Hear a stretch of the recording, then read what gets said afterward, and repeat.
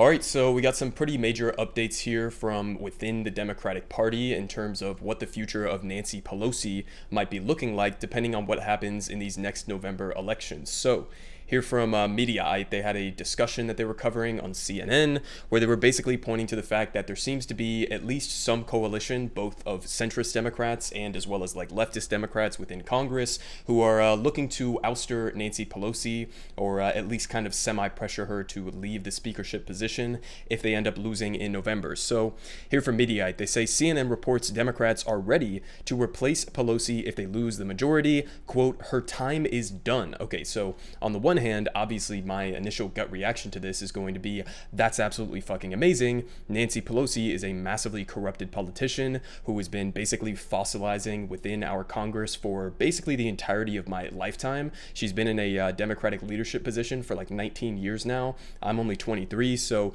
definitely would be an unambiguously good thing for her to be stepping down from this position. But then obviously the follow-up question to that is who are the potential people who are on track to replace her if she does step down. And I think when we get into more details there, it's not exactly looking great in terms of, having some leftist within Congress take up the speakership position within this party. So a little bit of details here. They say Democrats are ready to replace Speaker of the House Nancy Pelosi should they lose the majority in Congress in the midterms, and multiple lawmakers are already positioning themselves as future replacements. So it's kind of interesting here that they use the kind of vague framing here of whether or not they lose the majority in Congress. So they're not making this specific to the House of Representatives versus the Senate, which is also kind of interesting because right now the polling data is showing that Democrats in all likelihood could manage to hold on to the Senate and maybe even pick up a couple of seats in the Senate. But when you're looking at the polling data in terms of the House of Representatives, it's at this point, unless something radically changes, almost a guarantee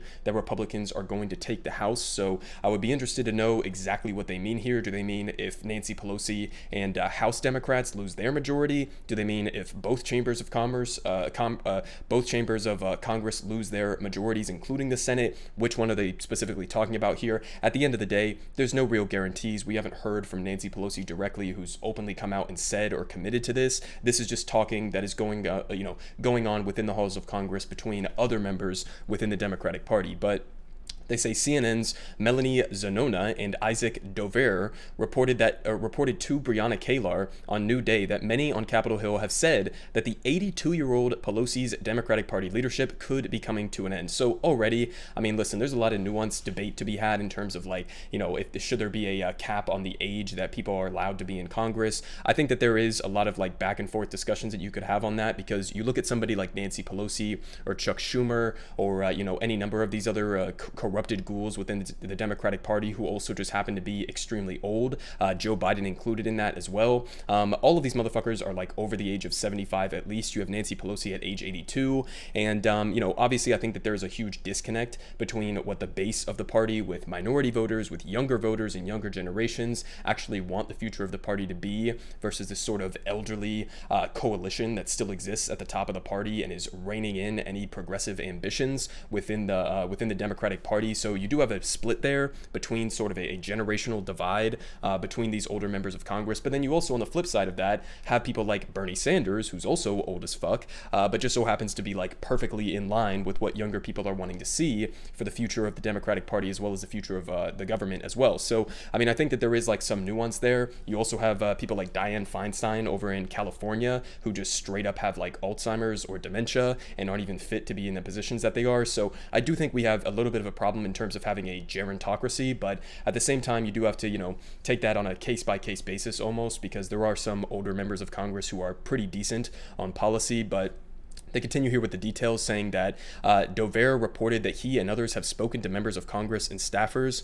who are potentially ready to move on from Pelosi. They got a quote here saying they are looking at the situation and saying, look, things seem like they are going better for Democrats these days than they were, and so they're feeling positive about that, but they're looking to the future, and they're saying if we manage to hold on to the majority, maybe Nancy Pelosi could stick around, but if we don't, then her time is done. And they said that Dover added that Pelosi has expressed to some that November November could mark the end of her time in Congress. So apparently we do actually have a little bit of an indication here from Pelosi that she would be willing to step down, especially if they lose in November. But they say the decision will ultimately fall on her, obviously. And she has sort of like played this game in the past where she's sort of kind of suggested that she's coming to the end of her career or the end of her leadership position, and then she's managed to hold on to it for a couple more years. So I wouldn't put it past her at all to come out and say stuff like this or to have these rumors going behind, and then she comes out and backtracks on it. But they say that Pelosi has reportedly not announced any plans to step down or retire to avoid having trouble fundraising ahead of the midterms.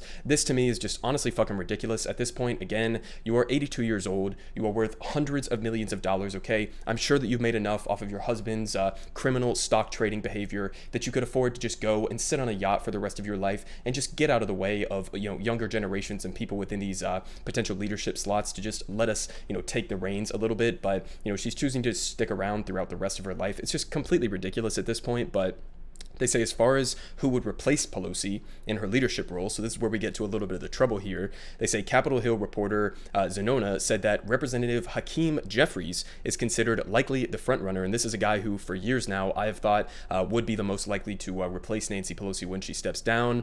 He basically has been sort of towing the line as much as anybody could within the corporate Democrat coalition for Nancy Pelosi, so wouldn't be surprised at all if he is the one who takes up the mantle. But they also say that Representative Adam Schiff is also considered a strong choice among Democrats to fill the spot. I don't think that would be a good idea, not just because I disagree with him on many policy issues, but also just because Adam Schiff, positioning himself aggressively as one of the biggest like anti-Trump, anti-Trump figures or people who are aggressively being a part of the January 6th hearings and all of that stuff. Yes, that might be really, really appealing to some coalition of liberals within the party, but at the same time, he's also like a super divisive figure amongst the broader public. So I don't think that would be in their best interest, just from even a corporate Democrat standpoint, to have somebody like Adam Schiff be the leader of the party. But they say that Kalar flagged the fact that both frontrunners mentioned are men. She said, any woman? Kyler asked both reporters. Dover informed Kalar that the top job is likely to go to a man after Pelosi.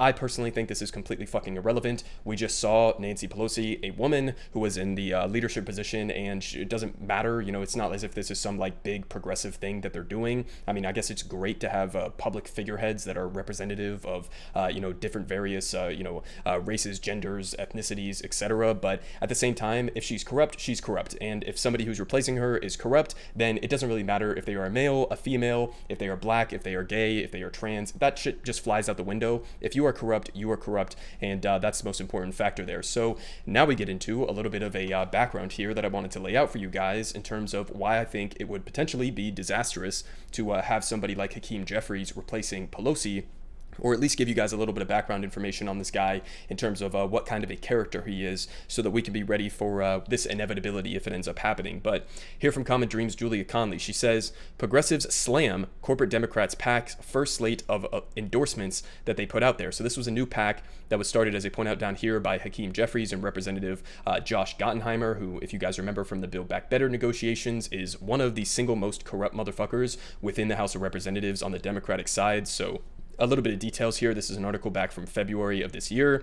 They say a slate of endorsements for corporate Democratic incumbents was met with indignation from progressives on Thursday, with critics accusing a political action committee started by the fifth-ranked House Democrat Hakeem Jeffries as prioritizing a defense against challengers from the left rather than fighting to retain seats in swing districts. So again, kind of ties into this idea that we talk about a lot on this channel of Democrats preferring to crush the leftist coalition within their own party instead of focusing on actually pushing back against the fascist threat that the Republican Party is posing right now. But they say that Team Blue PAC started last year by Hakeem Jeffries and Josh Gottenheimer and Terry Sewell announced on Wednesday that its first endorsement in the 2022 Democratic primary elections. They say the PAC offered support and $5,000 campaign contributions to Representative Shontel Brown, who was up against Nina Turner, as well as Danny Davis, Carolyn Maloney, Donald Payne Jr., and Dina Titus, and they say all of whom were facing challenges from progressives who are campaigning on broadly popular economic justice and climate policy proposals. So again,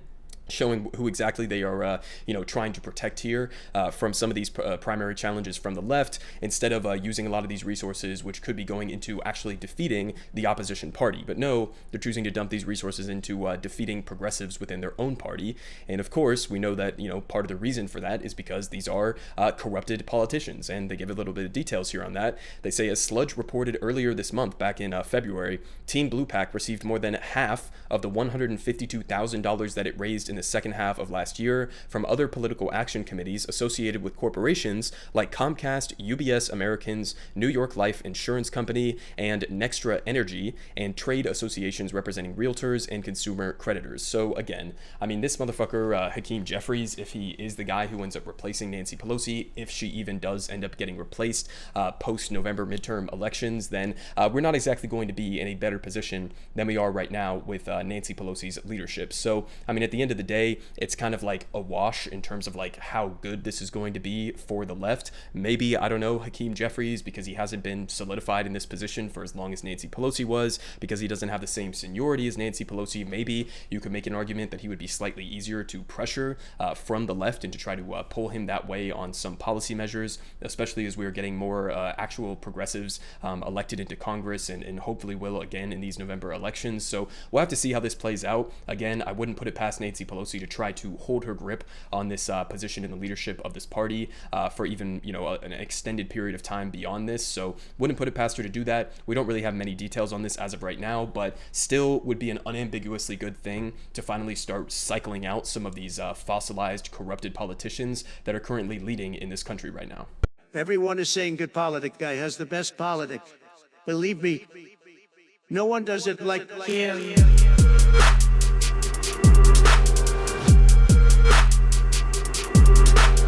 Believe me, everyone is saying